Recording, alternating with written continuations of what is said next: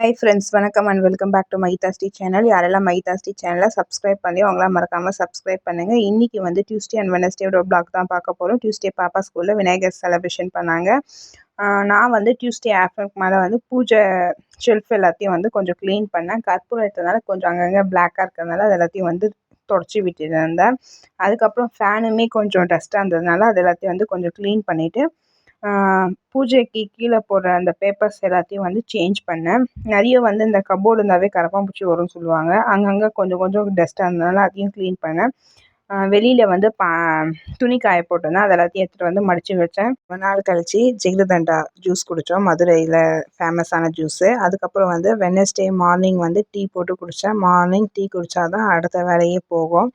அதுக்கப்புறம் side by side என்ன பண்ணேன் அப்படின்னா, மஞ்சள் வித் மைதா மாவில் விநாயகர் மாதிரி பண்ணேன். இது வந்து நான் பண்ண விநாயகர்.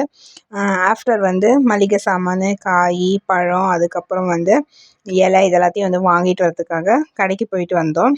அதுக்கப்புறமா வந்து மறுபடியும் விநாயகர் சிலையை வாங்கிட்டு வரதுக்கு போயிருந்தோம். வாங்கிட்டு வந்து வச்சிட்ட பிறகு அப்புறம் நான் என்னென்ன பண்ணேன் அப்படின்னாக்கா, சமையல் பண்ண ஸ்டார்ட் பண்ணேன். நான் என்னென்னலாம் நேற்று பண்ணேன் அப்படின்னாக்கா, ரைஸ் பண்ணேன். அதுக்கப்புறம் சாம்பார் பண்ணேன். சாம்பார் வந்து முருங்கைக்காய், கத்திரிக்காய் சாம்பார் பண்ணேன். சைட் பை சைட் பருப்பு தனியாக எடுத்து வச்சுட்டேன். நெய் போட்டு உப்பு போட்டு தனியாக எடுத்து வச்சுட்டேன். ரசம் பண்ணேன். அதுக்கப்புறம் வந்து வெண்டைக்காய் பொரியல் பண்ணேன். வெண்டைக்காய் பொரியல் பண்ணிட்டு மூக்கல்ல பண்ணேன். மூக்கல்ல நைட்டே ஊற வச்சுருந்துருக்கோம் போல். காலையில் தான் ஊற வச்சதுனால கொஞ்சம் இதுவாக இருந்துச்சு. அதுக்கப்புறம் கொழுக்கட்டை பண்ணேன். நான் ஒரே ஒரு கொழுக்கட்டை தான் பண்ணேன். பட் பிளான் பண்ணது 2. பட் ஒரு கொழுக்கட்டை தான் என்னால் பண்ண முடிஞ்சிச்சு. என்ன பண்ணேன் அப்படின்னா, தேங்காய் கொழுக்கட்டை பண்ணேன். ஃபஸ்ட்டு டைம் ட்ரை பண்ணேன். எப்போவுமே வருஷம் வந்து வெல்லத்தை வந்து அப்படியே மாவில் பிசைஞ்சு வச்சு அப்படியே கொழுக்கட்டை மாதிரி பிடிச்சி வச்சுடுவேன். இந்த தடவை தான் ட்ரை பண்ணேன் கொழுக்கட்டை. இந்த தடவை ஒரு சில விஷயம் வந்து மிஸ் ஆகுது. எப்போவுமே நான் வந்து படைக்கும் போது அப்போலாம் பாயசம் ஏதாச்சும் பண்ணுவேன். பட் இந்த தடவை என்னால் பண்ண முடியல. இருக்கிறத வச்சு சரி சாமி கும்பிட்டுலான்ட்டு முடிவு பண்ணிட்டோம். இது வந்து என்னோட பொண்ணு வந்து காலையில் நானும் பண்ணுறேன் விநாயகர்னு சொல்லிட்டு வந்து பண்ணா. அதை தான் இந்த வீடியோவில் பார்க்குறீங்க.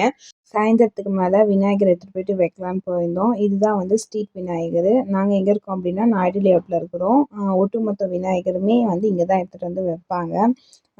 முதல் நாள் வந்து எடுத்துகிட்டு வந்து வச்சுட்டோம். ஏன் அப்படின்னா, 3ஆவது நாள் வந்து வெள்ளிக்கிழமை வந்ததுனால வெள்ளிக்கிழமை விநாயகர் வந்து வீட்டு விட்டு போகக்கூடாதுன்றதுனால ஃபஸ்ட்டு டேவே எடுத்துகிட்டு போயிட்டு வச்சுட்டோம்.